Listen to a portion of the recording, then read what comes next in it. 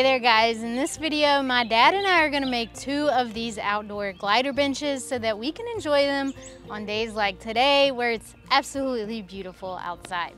Alrighty, let me show you guys how we made them.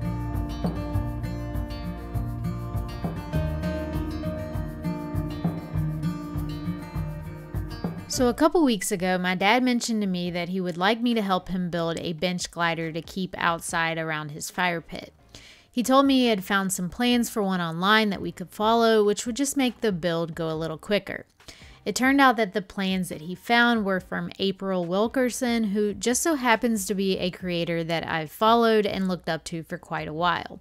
So I was eager to give this bench glider a try. Now, we sort of decided that while we were making one of these gliders, it would be almost as easy to just make 2. So in this video, we're actually building 2 of these things, one for his house and one for mine. Even though I only show the steps for one of them, but yeah, copy paste. Our first step was to cut everything to size according to the build plans. Now, we decided to just use basic pine boards for these gliders instead of something like pressure-treated lumber or cedar. We're going to apply a finish a little later on in the video that will hopefully protect these gliders for years to come. Alright guys, we have most of the parts cut for this porch glider now. There are quite a few parts. My dad's outside cutting up the last few parts, but I'm going to get started on the next step. And the next step is cutting some of these pieces out to their shapes. Now, in addition to buying the plans for this build from April Wilkerson, we also purchased these little template pieces. So these are just like a little template made out of some thin plastic material, and this is really nice because it's going to save some time on this build. I can just put this on my piece and then use a Sharpie to trace around where this template goes, and then I can just go and cut this out on the bandsaw. So I'm going to go ahead and trace out all the pieces that I need with these little templates, and we'll be ready to get these cut to their exact shapes.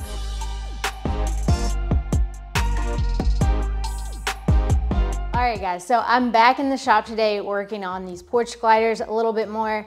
Just me today. My dad is taking the day off. Something came up, I don't know, something about he just had to go golfing. I don't know. These are the type of things that you deal with when you're working with a retired person. So he's off having fun golfing, and I'm gonna work on the next few steps for these porch gliders. So yesterday we basically cut all of the parts that we needed for these 2 porch gliders to the exact lengths that we would need for each part according to the build plans.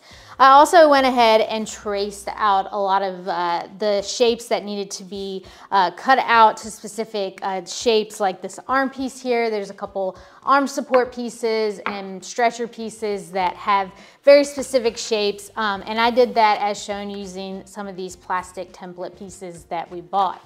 So that means that now it's time to get these pieces cut out. I'm pretty sure that I am getting more accurate cutting on the bandsaw, but the thing is that I still don't fully trust myself to just not screw something up. So my approach here is simple. Cut close to, but not fully to, that trace line, and then I'll just use my belt sander to sand to my pencil line. This is a much easier way for me to get those pieces to look like the shapes I traced out. Now that all of our parts for the gliders are cut out, it's time to clean them up a bit, and that means lots and lots of sanding. Now, we actually got this Ridgit sander specifically for this project, and I have to say that I'm so glad we had it. It made really quick work of getting all of the pieces sanded to their exact shapes. We spent a solid few hours sanding all of the parts for these gliders. They say misery loves company, so I guess if I have to be miserable sanding, hey, at least I have some company for a change. Next, we rounded over all of the parts at the router table with a 1/4 inch roundover bit.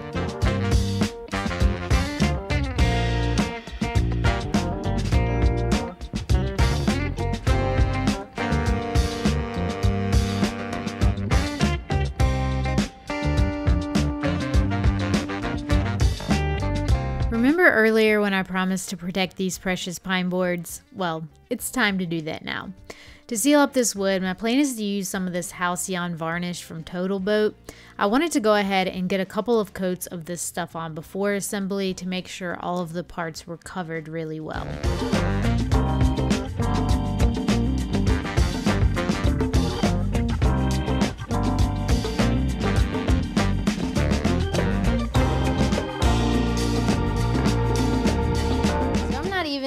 close to being done with this build, but I'm gonna go ahead and say that this is the worst step. I've been working at this for 2 days now, putting finish on these pieces.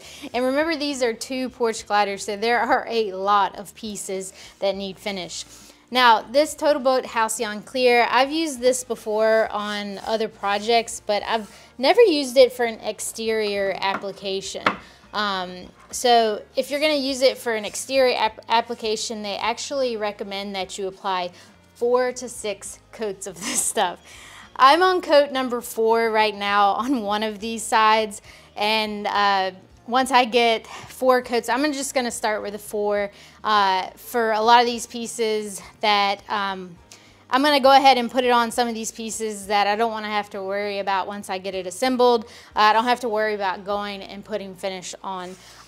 Some of the pieces I'll wait until it's assembled and I'll apply those additional coats of finish. But like I said, 4 to 6 coats of finish is quite a lot because I have to basically flip all these pieces over and apply 4 to 6 more coats of this stuff. So that's, you know, one of the downsides of trying to make something that's gonna last outdoors. Is just, it's gonna require a lot of finish to basically seal it off.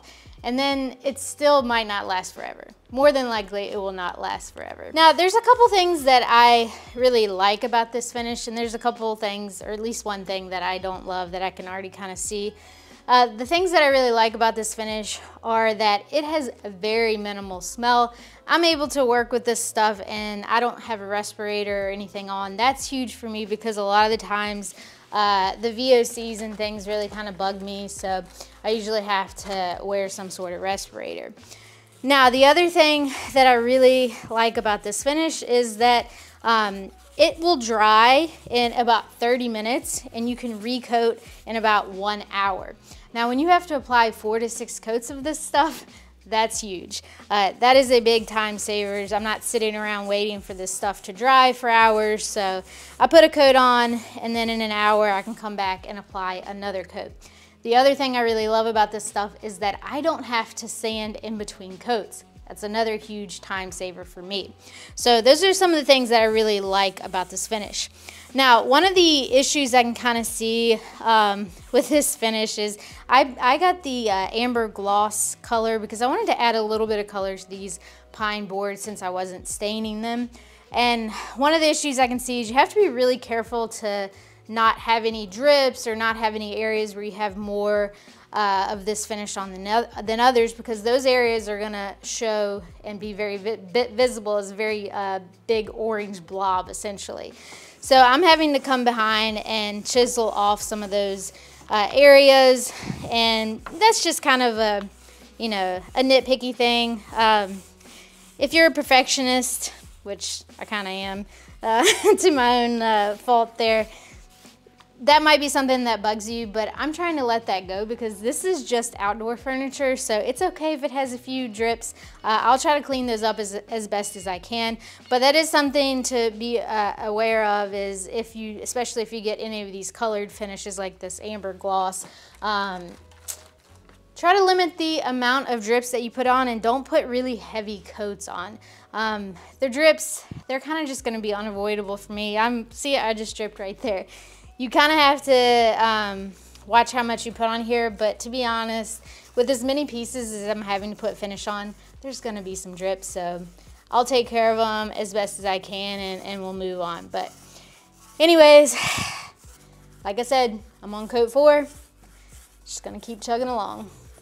So I had a feeling that when I watched that last segment back, it was going to sound way too dramatic, so I decided I needed to justify all my complaining. So I actually physically counted how many pieces we had to put finish on. Care to guess how many? Leave your guesses in the comments. If someone guesses the correct number, I'll send you a free Rusty Dog sticker or something. I'll give you a hint. It was quite a lot. How long did it take us? Well, it's been 84 years. Just kidding, but no, for real. It took a long time. But we're finally able to move on to the next step, assembly.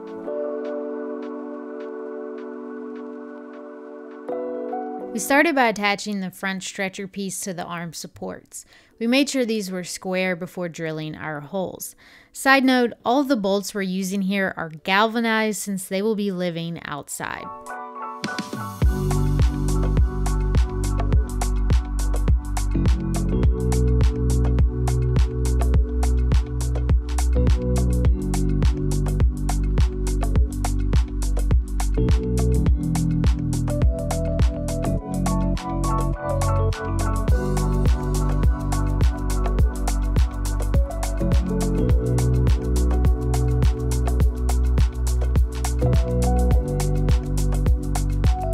Next up, we had to connect the seat and back support pieces.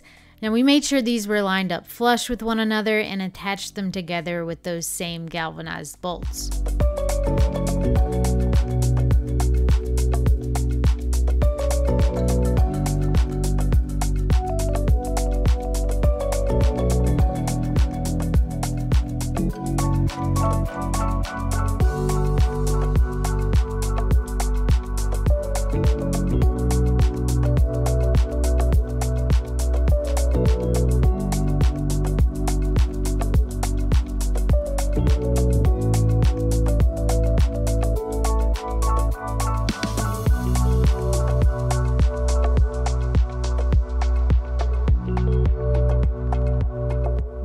We basically took everything we had put together so far and we joined it all together. Okay, maybe that was a little too vague. We took that front piece and joined it to all the other pieces. Whatever, you guys get the point. We attached it together from the front with 1.5-inch screws. Next, we started attaching all of our slats. Now we cut some scrap blocks to place in the back to keep our glider square as we attached the slats. Then we just got them lined up and countersunk some holes and attached them with 1.25-inch screws. Now to get even spacing between the slats, we used some handy shims to give us a 1/2-inch space between each slat. Now, as I've talked about before in other videos, I'm always finding these little shims helpful with almost every project. If you need to pick up some, I've got them linked below. And from there, we just kept attaching slats until we ran out of slats because we attached them all. Wow, that went fast. We got them all installed in just a few minutes. It's amazing how much quicker things go when you have someone helping you. You know, it's a shame Murph doesn't have thumbs, or I might get stuff done a whole lot quicker around here. Next, we installed the arm pieces by first making sure they were level and then attaching with one bolt in the back of the arm and a couple screws through the front and top.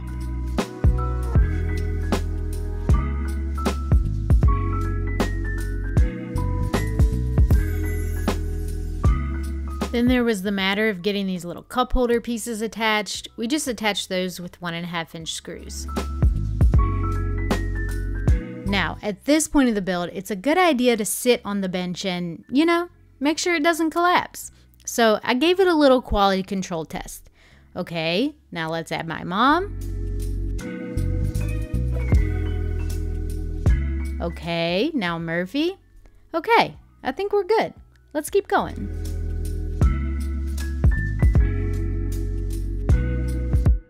Now that we knew the bench wasn't in imminent danger of collapsing, it was time to add a nice pair of legs to it. Well, 2 pairs actually. We started by attaching the front leg.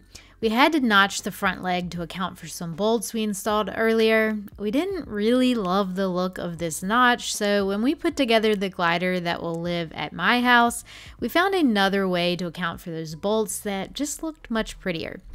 My dad made sure we put together his glider first so we could essentially get all of our mistakes out of the way on his, and mine would look a lot nicer. The sacrifice parents make for their kids, right? Anyways, to get these legs attached, we used a combination of carriage bolts and 1.5-inch screws. Probably would have been a good idea to use some wood glue here too, but because of my bright idea to pre-finish all of the pieces, that meant that wood glue was no longer an option. Whoops. We'll see what happens. I think the combo of bolts and screws should be enough to hold it together, but time will tell. Okay, so what we just made is a bench, but this is not a video about building a bench. This is a video about building a glider.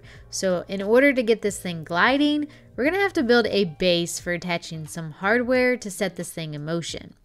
Now, this is a pretty simple base design. I'm starting with a couple 2x4s that I'll be joining together to form a rectangle. To get these boards joined together, I'm going to be using a little mortise and tenon jig from Rockler called bead lock.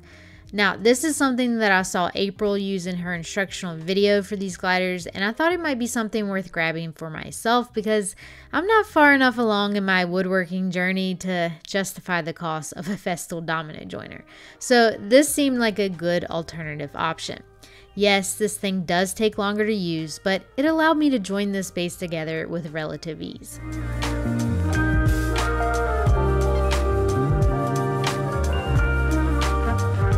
And would you look at that, I just used this thing for the first time and already messed up.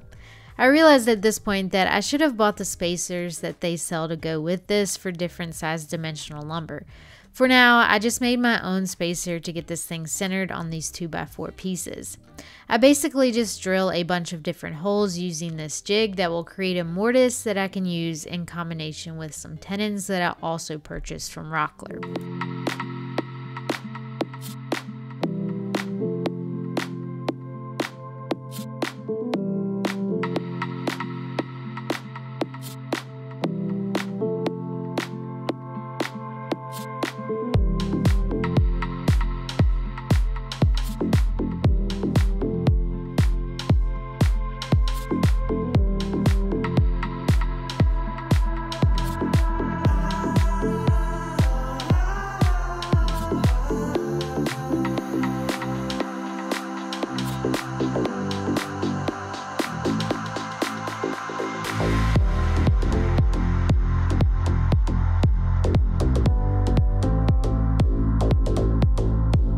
Once I had all my mortises drilled, I glued everything together using Titebond 3 wood glue.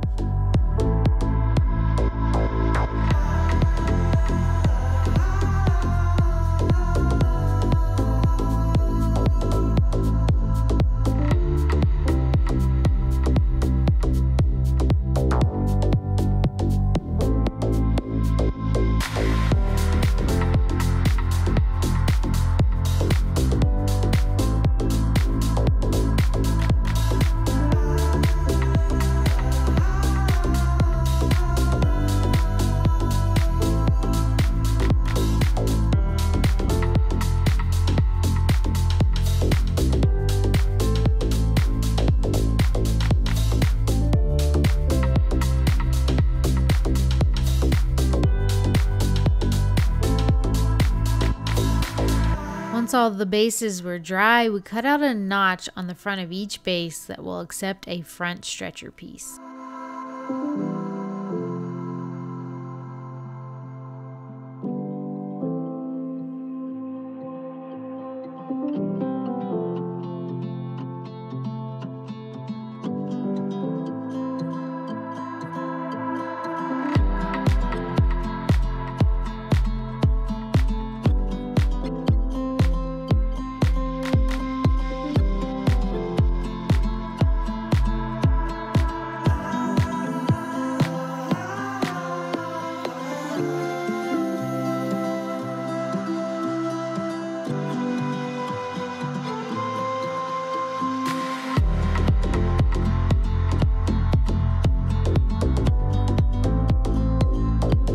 Then we drilled 4 holes into our base unit that will accept the top portion of the glider hardware. Now we picked up these glider brackets from Rockler, and to get them installed, we're going to be using some carriage bolts in combo with some nuts and washers. Now to make sure the motion of this glider doesn't cause the nuts to come off over time, we're applying some of this thread locker stuff to each bolt when installing. It says it cures in 12 minutes, and I can tell you that we put that to the test here. Wait. Oh my god.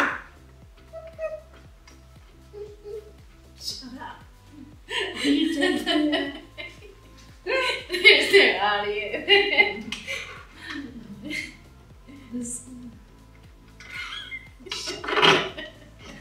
What, should I put some more on there? Again. I thought that went on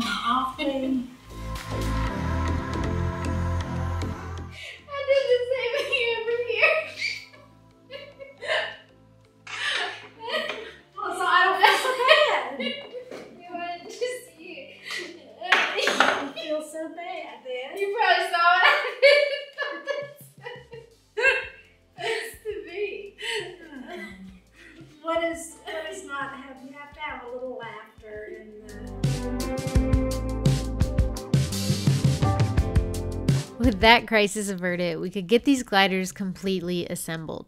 We placed the bench on top of the base and figured out where we would need to drill our holes to accept bolts for the bottoms of the glider brackets. Then we installed the bolts with some of that thread locker stuff, this time remembering to actually install the brackets beforehand, and these gliders were now fully assembled and ready to test out.